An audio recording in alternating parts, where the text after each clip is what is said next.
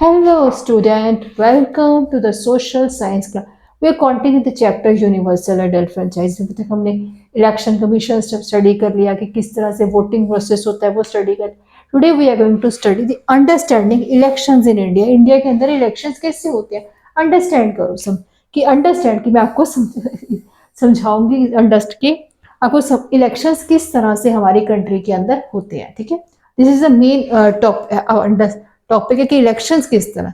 Elections are India are often as a festival of democracy. जैसे हमारे दिवाली का festival आता है, ईद आती है, होली आती है, ऐसे ही डेमोक्रेसी के अंदर जो इलेक्शंस है वो फेस्टिवल ऑफ डेमोक्रेसी है. समझे, डेमोक्रेसी के लिए फेस्टिवल है. क्यों फेस्टिवल है इस चीज को मैं एक्सप्लेन करती हूँ.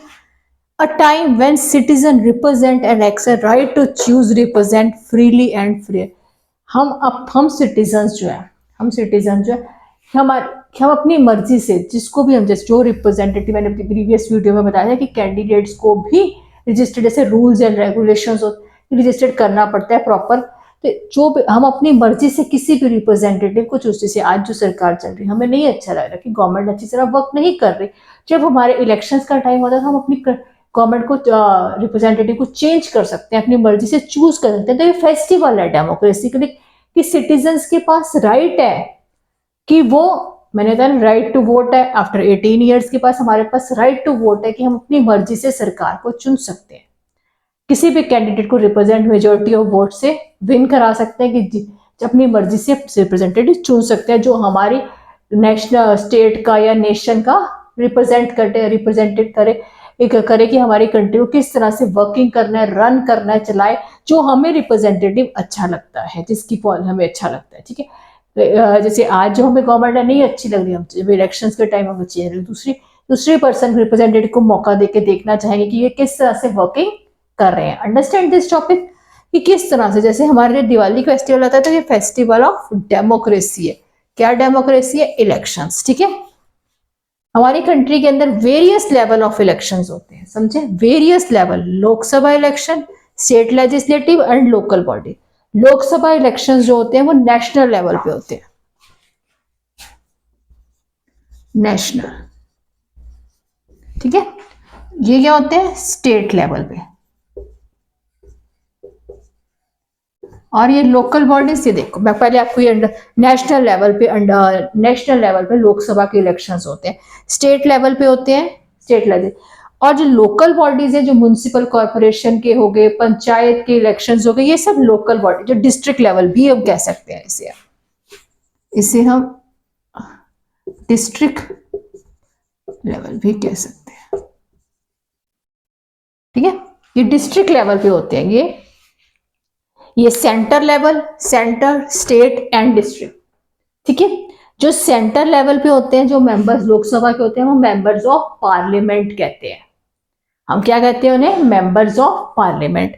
और जो स्टेट लेजिस्लेचर होते हैं, स्टेट लेजिस्लेटिव असेंबली, उनको कहते हैं मेंबर्स ऑफ लेजिस्लेटिव असेंबली, जिसे हम कहते हैं एमएलए. एमएलए वर्ड से फाइंड नहीं करती. स्टेट लेजिस्लेटिव असेंबली के मेंबर्स को कहते हैं एमएलए. ठीक है, जो लोकसभा के इलेक्शंस होते हैं नेशनल लेवल पे, देखो इलेक्शंस होते हैं जो 50% ऑफ वर्ड्स पे जो इस पे मैं बाद में आती हूँ, थोड़ा जल्दी आ गया कि जो मेंबर्स ऑफ पार्लियामेंट लोकसभा के होते हैं वो क्या बनाते हैं? Prime ministers. वो क्या करते हैं? जो मेजोरिटी ऑफ वोट से वो विन के गवर्नमेंट क्या बनाएगी? Prime minister. यहाँ क्या होते हैं? Chief minister. स्टेट लेवल पे क्या होते हैं? Chief ministers. ठीक है, और यहाँ पे मैंने पहले भी बताया कि यहाँ पे पंचायत और म्युनिसिपल कॉर्पोरेशन के होते हैं. हमारे प्रीवियस वीडियो में मैंने एक पॉइंट यहाँ पे एक और लिखा भी, ये आपको प्रीवियस वीडियो में भी बताया था कि 543 कॉन्स्टिट्यूंसी, जो लोकसभा जो भी इलेक्शंस होते हैं वो कहते हैं 543 सीट्स पे होते हैं.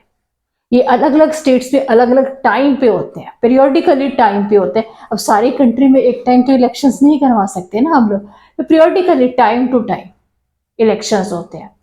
ठीक है, फिर जब आफ्टर वोट, जब इलेक्शंस हो जाते हैं, वोटिंग होती है. इलेक्शन सबने न्यूज में देखा होगा, टीवी पे जब भी वोटिंग होती है तो मीडिया वाले रिपोर्टर्स सबके स्क्रीन पे वो शो होने शुरू होते हैं. इसकी पार्टी ऊपर जा रही है, कभी इसकी पार्टी नीचे जा रही है. एंड में जब इवनिंग में जब रिजल्ट आता है वोटिंग जब वोट्स फिनिश हो जाते हैं, काउंटिंग फिनिश हो जाती है, जो भी 50% ऑफ वोट्स पे विन होगी वो गवर्नमेंट बनाएगी, चाहे वो पार्लियामेंट की हो चाहे वो स्टेट लेवल कि जो half majority of votes, majority of percent, जो ज्यादा वोट्स जो जीतेगा। हमने एक एग्जांपल किया था, स्कूल का एग्जांपल किया था स्टार्टिंग ऑफ द वीडियो में, इसी चैप्टर के स्टार्टिंग में चले जाओ, और जिसमें रवि गुरमत एक मिनट का और था जो स्टैंड अप हुए थे स्कूल के इलेक्शन में।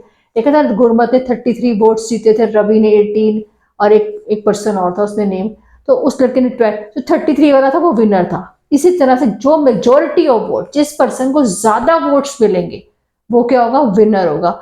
वो विनर गवर्नमेंट बना सकता है। आपकी सबकी बुक में वहां पे एक दिया गया वर्ड कोल्यूशन, मैं अब इसको समझाती हूँ। कोल्यूशन मैंने कहा मेजोरिटी ऑफ वोट्स वाला पर्सन, जिसके बाद कोल्यूशन होता है जब टू और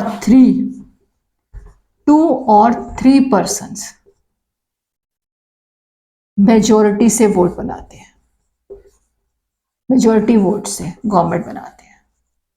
दो पर्सन की, मैं आपको हिंदी में भी एक्सप्लेन करती हूँ, इसके साझेदारी की गवर्नमेंट बनी। साझेदारी जब स्टार्टिंग ऑफ इलेक्शन हुए थे, प्री मोस्टली फर्स्ट या सेकेंड इलेक्शन में, मुझे अब एग्जैक्ट तो रिमाइंडर नहीं है, उस टाइम पे ये मेजोरिटी ऑफ वोट से जीते थे। मेजोरिटी जैसे कई बार ऐसे होता है कि जब वोट्स होते हैं, जैसे मैंने कहा ना 543 कंटीजेंट्स पे वोट होते हैं, एक पार्टी जैसे ज्यादा से जीती है, दूसरी थोड़ा सा कम, पर वो मेजोरिटी जब दो पार्टीज मिलके सरकार बनाती है उसे कहते हैं कोलिशन गवर्नमेंट। ठीक है, समझे student? Understand what is coalition government? ये क्वेश्चन मोस्टली शॉर्ट क्वेश्चंस में आता है, व्हाट इज कोलिशन गवर्नमेंट, कि जब दो या तीन पार्टीज मिलके मेजोरिटी साझेदारी से पार्टनरशिप से गवर्नमेंट बनाती है। और यहाँ जब मेजोरिटी ऑफ वोट्स नहीं होते, जब कोलिशन गवर्नमेंट बनती है, तो गवर्नमेंट जो भी मतलब जैसे मान लो कि एक रिप्रेजेंटेटिव, तो उसको उस दोनों पार्टीज के जो मेंबर्स, जिनकी वोट से मेजोरिटी से, सबकी राय से डिसीजन से वर्किंग करना होगा। जब हमारे पास एक ही पर्सन मेजोरिटी ऑफ वोट से जीत गया तो वो इंडिपेंडेंटली अपने डिसीजन ले सकता है। पर जब डिफरेंस ये कि कोलिशन गवर्नमेंट होती है, दो या तीन पर्सन ने मिलके वो गवर्नमेंट बनाई होती है, मेजोरिटी दो या तीन पार्टीज ने मिलके वो दोनों की ही डिसीजन से ही गवर्नमेंट जो है वो वर्किंग करेगी। एक पर्सन अपना डिसीजन नहीं वर्किंग अपनी मर्जी से वर्क नहीं कर सकता, अपने डिसीजन नहीं ले सकता। ठीक है, उसको दोनों जैसे एग्जाम्पल ले रहे हैं, बीजेपी और समाजवादी एग्जाम्पल है, दिस इज ओनली एग्जाम्पल, ये प्रेजेंट नहीं एग्जाम्पल है। दो पार्टी से, बीजेपी और समाजवादी पार्टी ने मिलकर सरकार बनाई, गवर्नमेंट बनाई, तो बीजेपी इंडिपेंडेंटली डिसीजन नहीं ले सकती, उसको उसके साथ डिस्कशन करके, मीटिंग करके, उससे बात डिस्कशन करके ही वो डिसीजन इंप्लीमेंट करने होंगे कंट्री के लिए। ये नहीं सपोज अगर हम एग्जाम्पल, एक और रफली एग्जाम्पल आपके लिए, बच्चों के लिए, सबके, मान लो मैम कह रही कोई प्रोजेक्ट बनाना है, मैम इस सेइंग कि कोई प्रोजेक्ट हमें बनाना है।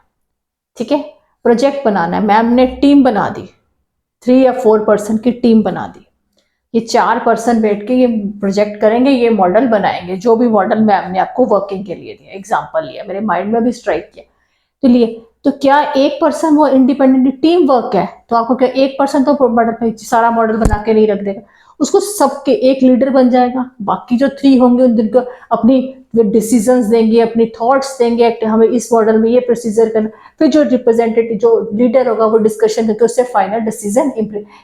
इसी तरह से कोल्यूशन गवर्नमेंट के जो एक लीडर होता है, बाकी जो उसके मेंबर्स है, टीम के जो मेंबर्स है, वो सारे मिलके ही डिसीजंस ले सकते हैं, एक लीडर अकेला डिसीजन नहीं ले सकता उनके साथ में। What is collision government means? 2 और 3 पर्सन, जो मेजोरिटी ऑफ पर्सन की जो वोट्स की पार्टी से बनती है उसे कहते हैं कोलिशन गवर्नमेंट। ठीक है,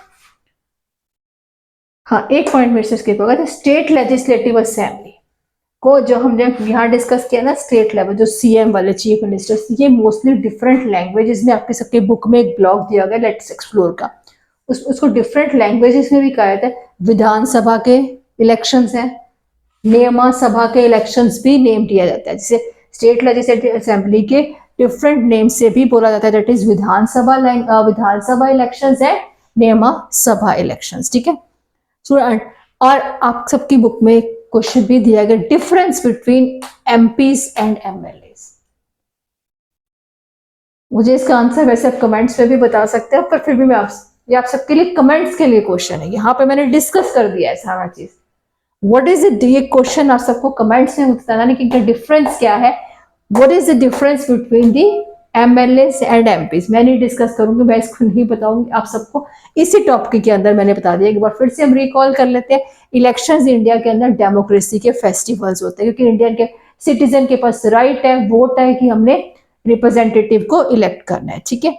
वेरियस लेवल ऑफ इलेक्शन होते हैं, लोकसभा इलेक्शन जिसमें मेंबर्स ऑफ पार्लियामेंट होते हैं, जो सरकार क्या बनाती है, प्राइम मिनिस्टर बनते हैं। स्टेट लेजिस्लेचर स्टेट लेवल पे होते हैं, मेंबर्स ऑफ लेजिस्लेटिव असेंबली जिसे हम एमएलए भी कहते हैं, सीएम। लोकल बॉडीज जो होते हैं डिस्ट्रिक्ट लेवल पे होते हैं, पंचायत है, म्युनिसिपल कॉर्पोरेशन की। कितनी सीट्स पे वोट्स होते हैं, दैट इज 543 पे। कोल्यूशन गवर्नमेंट होती है, 2 और 3 मेजोरिटी पर्सन के वोट्स पे कोल्यूशन, जिस 50% ऑफ वोट्स जिसकी होंगे वही गवर्नमेंट बना सकती है, ठीक है। स्टेट लेजिस्लेटिव असेंबली को सेवरल लैंग्वेज में कहा जाता है, विधानसभा एंड निगम सभा। स्टूडेंट्स अपने कमेंट्स से बताना difference between MLAs and MP. मैंने इसीलिए टॉपिक को दोबारा रिकैप इसीलिए आपके लिए किया था कि यहाँ की मैंने बताया बीच में एमएलएज और एमपीज के बाद। आप सब मुझे अपने कमेंट्स में बताना कि what is difference between MLAs and MPs. अगर किसी को कुछ नहीं समझ आया please please write down on the comments. मुझे आपके कमेंट्स की वेट रहेगी, कौन कौन बताएगा मुझे कि difference between MLAs and MP, ठीक है। Please please subscribe my channel.